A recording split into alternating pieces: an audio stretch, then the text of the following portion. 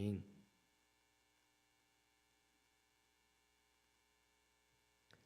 형식과 본질은 서로 뗄 수 없는 관계입니다. 눈에 보이는 형식은 눈에 보이지 않는 본질을 반영하기 때문입니다. 따라서 형식이 본질을 제대로 나타내지 못할 때 거기서 왜곡이 일어납니다. 오늘 본문은 성전의 참된 본질과 의미를 잘못된 해석으로 형식으로 심각하게 왜곡한 자들이 등장합니다. 그리고 성전의 의미와 본질을 심각히 왜곡한 자들을 향한 하나님의 아들의 진노도 기록합니다. 가나의 혼인 잔치를 끝내고 예수님께서는 유월절이 가까울 때 예루살렘으로 올라가셨습니다. 유대인들이 유월절을 어떻게 준비하셨는지를 보고자 하셨을 것입니다. 사복음서에서는 예수님의 공생의 기간 중에 성전을 깨끗게 하신 일을 예수님의 공생의 초기와 공생의 끝 두 번에 걸쳐서 기록합니다. 마태복음 21장과 마가복음 11장, 누가복음 19장에는 예수님께서 공생의 마지막 예루살렘으로 입성하신 후의 사역으로 이 성전 정화를 기록하지만 요한복음 본문은 예수님께서 공생애를 시작하신 지 얼마 되지 않는 때의 일로 기록을 합니다. 이 점에 대해 학자들마다 의견이 다릅니다. 요한이 의도적으로 이 성전 전화 정화를 편집하여 앞으로 끄집어내었다라는 견해와 성전 정화가 예수님의 공생애에 두 번 있었다는 것을 있는 그대로 인정하는 견해입니다. 저는 예수님의 성전 정화 사건이 두 번 있었다는 견해를 따라 오늘 말씀을 전하고자 합니다. 사도 요한이 보기 예수님께서 가나의 혼인 잔치에서 물을 포도주로 만드신 일과 오늘 본문에서 성전을 깨끗게 하신 일에는 별개의 사역이 아니라 연관이 있는 사역이었습니다. 사도 요한은 혼인잔치의 일을 통해 유대인들이 하나님께서 베푸시는 구원과 은혜의 기쁨을 상실하였고 본문 성전 사건을 통해서는 유대인들이 예배하는 삶 속에서 바르게 예배하지 아니함으로써 하나님께서 주시는 생명과 은혜가 결핍된 상태였고 그것을 깨닫지 못한 무지함을 갖고 있다는 것을 전하고자 한 것입니다. 그런데 여기서 끝나지 아니하고 사도 요한은 이런 위험을 알리신 분은 태초에 하나님 아버지와 함께 하신 말씀이시며 모든 사람들에게 빛으로 오신 은혜 위에 은혜이시며 가나의 혼인 잔치에서 물로 포도주를 만드시고 본문에서 하나님의 집 성전을 깨끗하게 하신 예수님이심을 소개하고 있습니다. 은혜 위에 은혜의 주님이라 소개하고 있는 요한복음. 그렇지만 우리가 생각하는 눈물을 흘리게 하거나 감동을 주는 그런 은혜가 아니라 우리의 모나고 굳은 죄와 잘못을 파헤치고 끄집어내셔서 적나라하게 직면하게 하시는 은혜임을 알게 합니다. 그렇습니다. 그것이 진실로 은혜가 아닐까요? 그러기에 그런 백성일지라도 그 백성을 불쌍히 여기셔서 예수님은 채우시고 또한 깨끗게 하심으로써 저들의 믿음과 생각이 깨어지고 바로 일어서기를 원하신다는 것을 사도 요한은 말하고 있는 것 같습니다. 성도 여러분, 오늘 이 시간 이 본문을 통하여 예수님께서 오늘 우리에게 하고자 하시는 그 말씀에 귀를 기울이고 다시 한번 우리 자신의 모습과 상태를 돌아보며 고침받을 것 빨리 고침받고 나음을 입고 허물어서 고름이 터져 나오는 상한 곳을 빨리 예수님께로 가지고 나아가서 치료받고 나음을 입어 회복되는 은혜가 있기를 소망합니다.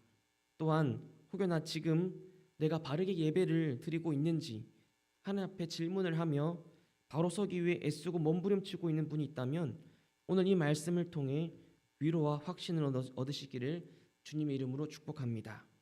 오늘 본문의 시간적 배경은 유월절이 임박한 시기입니다.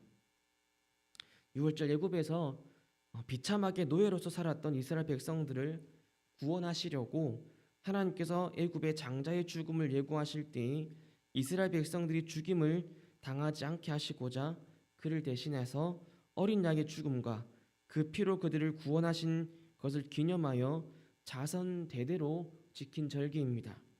하나님께서는 저들이 유월절을 지킴으로써 이 대속의 은혜를 기억하고 감사하기를 바라셨습니다. 본문에서 이스라엘 백성들은 그것을 기념하기 위해 유월절을 준비합니다. 랍비 문헌에 보면 유대인들의 유월절 준비의 시작은 청소였습니다. 성전 안에 낡고 헤어지고 얼룩지고 더러워진 것들을 치우고 세탁하는 것으로 유월절 준비를 시작하였습니다. 이는 명절을 맞이하는 성전에서 당연히 해야 할 일이었죠. 무엇보다 유월절을 준비하는 그 백성들도 자신들을 스스로 청소, 다시 말하면 정결하게 했습니다. 그런데 겉은 아름답게 치장하고 깨끗하도록 철저히 준비하고는 있는데 예수님께서는 그 안에 더러워진 그 마음으로 예배하는 백성들의 신앙의 모습을 보셨던 겁니다. 예수님께서 본 성전의 모습에는 이스라엘 백성들이 저지른 죄악이 그대로 드러났습니다. 그들은 성전을 청소하고 있었지만 실상 그들은 성전을 더럽히고 있었던 겁니다. 예수님께서는 그렇게 행하는 저들의 모습은 마치 무질서하고 사악하고 발음이 없는 범죄자들의 집합소인 강도의 소굴과도 같은 모습이었습니다. 건축된 성전은 깨끗하게 청소하는 저 유대인들, 하지만 각자의 믿음 생활과 신앙 상태와 마음은 청소하지 아니하고 여전히 뉘우치거나 반성하거나 돌이키는 것 없이 그저 형식적으로 종교 생활을 하고 있는 유대인들. 성도 여러분, 우리의 마음은 지금 어떤 상태에 있는지를 돌아봤으면 합니다. 우리의 상태는 지금 얼마만큼 청소가 되어 있습니까? 겉으로는 아름답게 치장하고 신앙에는 아무 문제가 없는 것 같아 보이는데 우리의 속에서 아무도 모르는 은밀한 죄가 감추어져 있지는 않습니까? 또한 내 안에 가시, 내 안에 돌무더기, 응어리들, 그리고 자존심, 다듬어지지 못한 내 안의 인격들, 그것을 청소하거나 다듬어내거나 정결하게 할 생각도 하지 아니하고 그저 있는 그대로 살아가고 있지는 않습니까? 예수님께서는 아주 정확하고 날카롭게 성전 안에 청소가 되어야 할 곳을 짚어내셨고 그곳을 변화시키셨고 성전답게 하셨습니다. 그러므로 여러분, 우리의 힘으로 할 수 없는 그것을 예수님께서 하실 수 있다라는 것을 여러분 굳게 믿고 오늘 이 시간 유월절 어린 양 되신 예수 그리스도 앞으로 나아가셔서 하나님 앞에 내 힘으로는 안 되는 내 안에 은밀한 죄, 가시, 응어리 다 내려놓고 정결함 받고 고침 받게 달라고 기도해야 합니다. 이토록 비참하고 이토록 무능력하지만 예수님께서는 능히 하실 줄을 믿고 내 마음 정결하게 해주셔서 주님께서 그하신 아름다운 초소가 되게 해달라고 우리는 기도해야 합니다. 이렇게 기도할 때 우리를 정결케 하시는 주님의 그 십자가의 은혜를 경험하는 오늘 우리가 될 것입니다. 또 한 가지 살펴볼 것은 본문의 배경이 되는 성전 안은 이방인의 뜰이라는 점입니다. 이방인의 뜰은 헤롯 왕이 예루살렘 성전을 재건할 때에 이전 성전의 규모보다 더 크게 지으면서 이스라엘 백성 외에 이방인에게도 성전에 들어갈 공간이 확보하기 위해 만든 장소입니다.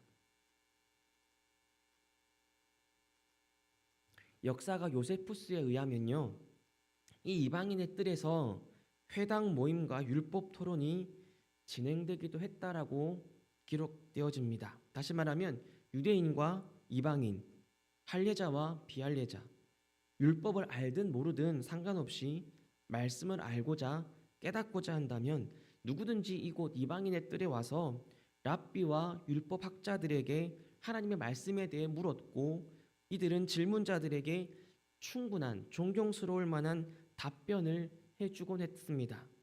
이방인들은 한마디로 신앙의 대화와 교제와 신앙의 성숙이 이루어지고 하나님을 알고자 하는 자는 이 신앙의 성숙과 발전을 이룰 수 있는 중요한 장소였던 겁니다. 이방인의 뜰에서 예배하며 말씀을 깨달았던 이방인들은 그 마음으로 자신들의 나라로 돌아가기 전에 이 성전에서 기도하며 하나님을 찾았던 것이죠. 그런데 하나님께서 명하신 이스라엘의 중요한 절기를 지킴에 있어서 이 이방인의 뜰에는 장사치들로 가득하게 되었습니다. 이방인의 뜰에서 장사하는 자들은 오늘 말씀 후반절을 보면요, 유대인들이라는 것을 짐작할 수 있습니다. 이들은 하나님을 예배하고 말씀을 알고자 찾아온 이방인들을 상대로 하나님의 집에서 기도하는 하지 아니하고 장사하는 곳을 만든 것입니다. 이들은 자기들과 가까운 성전 안에서 이방인들에게 짐승을 팔며 부당하게 값을 올려 짐승을 팔고 부당 이익을 챙기는 경우가 많았고, 이를 알고도 묵과한 자들은 다름 아닌 성전 안의 제사장들, 바리새인들이었습니다. 그러나 유월절뿐만 아니라 명절이 되면 이방인의 뜰은 유대인 장사꾼들로 가득했던 겁니다. 하나님의 말씀을 알고 신앙의 성장과 성숙을 위해 찾아온 자들이 쫓겨나고 그리고 부당한 대우를 받고 성전 밖으로 나가야 했다라는 겁니다. 결국 하나님께서 명하신 가장 중요하고 즐거운 명절, 하나님의 말씀을 알고자 하는 많은 사람들이 성전 밖 후미진 곳에서 랍비들의 가르침을 받아야 했다라는 겁니다. 하나님 앞에 예배하고 기도하기 위해 성전에 온 예배자들은 상인들이 이거 사세요, 저거 사세요, 끈적지게 선전하는 것을 비집고 헤어 나가야 했고, 짐승을 파는 사람들 사이에서 들려오는 말다툼과 외침 소리에 귀를 막아야 했습니다. 그들의 마음은 흩어질 수밖에 없었고 예배 또한 온전치 못하였습니다. 이렇게 행하는 저 유대인들의 모습 자체가 하나님을 예배하러 온 이방인들의 눈에는 하나님을 모욕하는 행위였습니다. 성전에서 일어날 수 없는 일들이 성전에서 일어났습니다. 겉으로는 화려할지라도 그 속은 처참해진 모습이었기 때문에 예수님께서는 노끈으로 채찍을 만드시고 저들을 내쫓으시고 상을 엎으시고 돈을 쏟아버리십니다. 하나님의 아들이 한 손으로 채찍을 만드시고 온 무리가 두려워 도망갔습니다. 예수님께서 왜 이토록 진노하셨는지 충분히 깨닫게 됩니다. 하나님의 구원의 은혜에 감사하고 찬양하고 예배해야 할 가장 즐겁고 복된 명절이 누군가에게는 실망과 허무의 날이 되어버린 겁니다. 그것에 앞장선 자들이 바로 하나님의 백성들이었던 것이죠. 예수님께서는 이방인일지라도 하나님의 말씀을 알고자, 하나님을 예배하고자, 하나님께 기도하고자 먼 길을 찾아온 자들이 바로 문 앞에서 쫓겨나 그토록 원하던 그 깨달음과 은혜를 받지 못한 것에 진노하셨습니다. 말 그대로 강도의 소굴 같은 고수를 만든 하나님의 백성들을 향한 예수님의 진노였던 것이죠. 예수님께서 성전에서 그런 행동을 하신 것은 부정한 방법으로 상거래를 하는 죄를 백성들이 범해서가 아닙니다. 그들의 잘못된 윤리의식을 꾸짖는 것도 아니었습니다. 그 백성을 향한 비난이나 모욕도 아니었고 예수님 자신을 드러내기 위한 외침도 아니었습니다. 너희들의 예배는 옳지 않고 우리가 드린 예배가 옳다라고 자랑스러운 선포도 아니었습니다. 하나님 아버지의 집을 장사하는 집으로 만든 것 자체가 문제였습니다. 본질을 왜곡시킨 것에 대한 진노였습니다. 하나님을 예배하고 기도한 소리가 들려야 하는 곳, 그곳에서 물건을 사고 파는 시끄러운 소리가 대신하고 있었기 때문입니다. 친히 자신을 성전이라 하신 예수님이셨습니다. 성전인 자신을 더럽히고 물건을 사고 파는 장사치로 넘치는 것으로 만들어버린 후에 마치 이것이 참된 성전이며 모범적인 성전이라 외쳐대는 악한 자들을 향한 경고가 아닐까요? 또한 하나님을 예배하고 싶고 만나고 싶은 자들의 한숨과 한탄의 소리를 들으셨기 때문이 아니겠습니까? 하나님께서는 실망하셨고 슬퍼하시고 진노하신다는 선포이며 성전 건만 청소할 것이 아니라 마음속을 청소하고 정결케 하고 하나님을 바르게 예배하라는 하나님 아버지의 뜻을 우리 예수님께서는 선포하신 것입니다. 예수님께서는 아버지의 집이 더럽혀지고 하나님 아버지가 모욕당하는 것을 참을 수가 없었던 겁니다. 자신의 살이 찢기는 십자가 위에서조차 분을 내시지 않으셨던 예수님께서 본문에서 이토록 진노하신 그 뜻 속에는 이 성전이, 그리고 성령님이 거하시는 전으로서 우리 각자가 예수님 자신의 이름으로 기도하는 곳이 되기를 바라셨지 않았겠습니까? 성령님께서 거하시는 전인 우리에게 시끄러운 소리가 나오고, 누군가에게 상처 주는 소리가 나오고, 뒤에서 수근거리는 소리가 나오고, 근거 없는 소문으로 상처를 주는 소리를 한다면 참고 참으신 예수님께서 언젠가 무섭도록 우리의 삶에 채찍을 휘두르시지 않겠습니까? 하나님은 말하는 자, 수군거리는 자, 그 사람이 예배를 드리면서 은혜를 노래할지라도 그 찬양에 속지 아니하십니다. 수군거리는 자가 앞에서 간구하는 기도와 보여주는 삶에 하나님께서는 속지도 아니하십니다.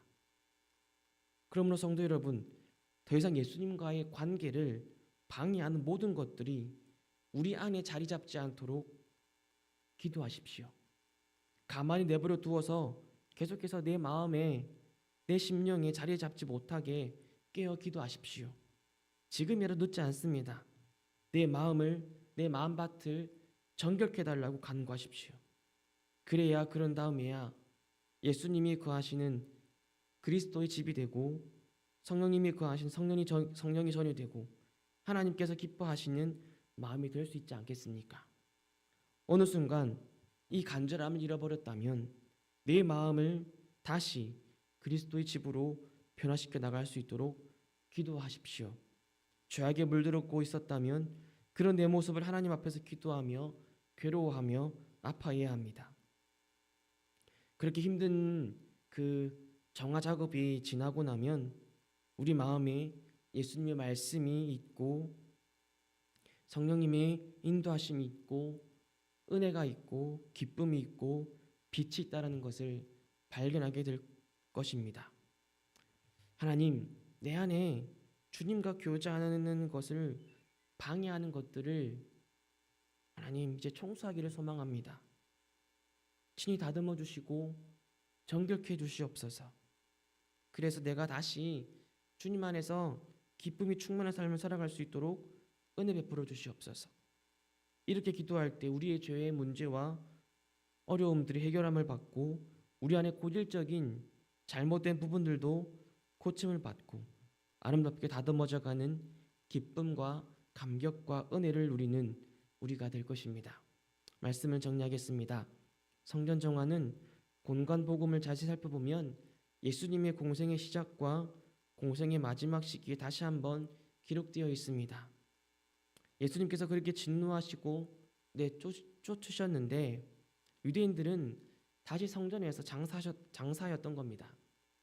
여전히 변화되지 않는 저들의 모습, 어쩌면 이 유대인들의 모습이 오늘 우리의 모습이 아닙니까?